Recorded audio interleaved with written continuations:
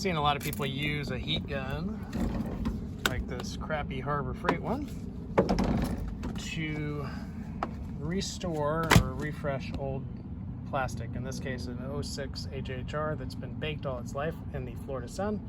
In the last 2 years, there's not even window tint on the glass. And you can see how the top here is just really faded, especially here and here, compared to the rest of the door. And this stuff tends to get brittle and eventually cracks, much like this dash, which at some point I'll be replacing. So let's give it a go and see how it works. Okay, so here goes. I'll do the other side too if this works.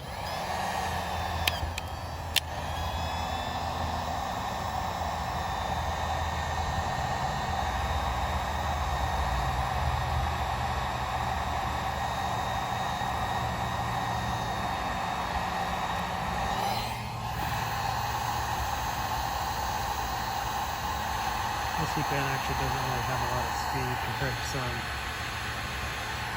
but it's not even $10, so.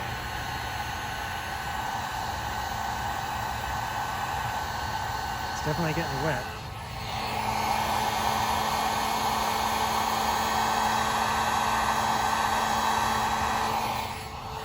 And of course, after you do this, you want to let it dry and then hit it with some Aerospace 303, making the description.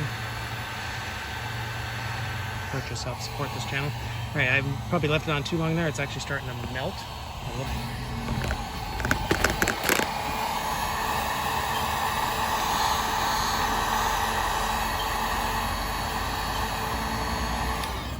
Let that dry and see in a minute.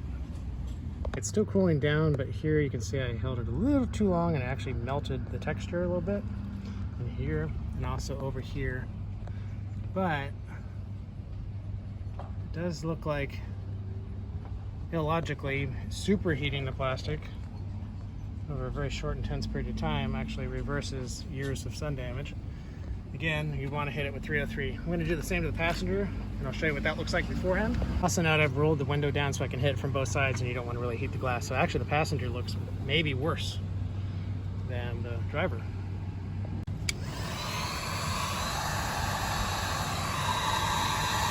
I'm going to try and do this one without sticking in one spot too long, because you have to go over and over a few times so I don't melt the texture. Try and make this seamless.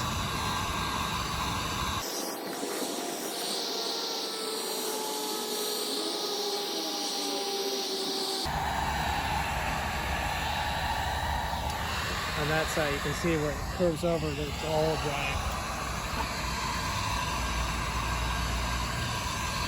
I would also suggest that if you're doing this on a car you really care about, to make sure that the panel is actually clean first before you heat this, because you're basically remelting the plastic, and any dirt in there might get permanently infused with the plastic, so you won't be able to clean it out.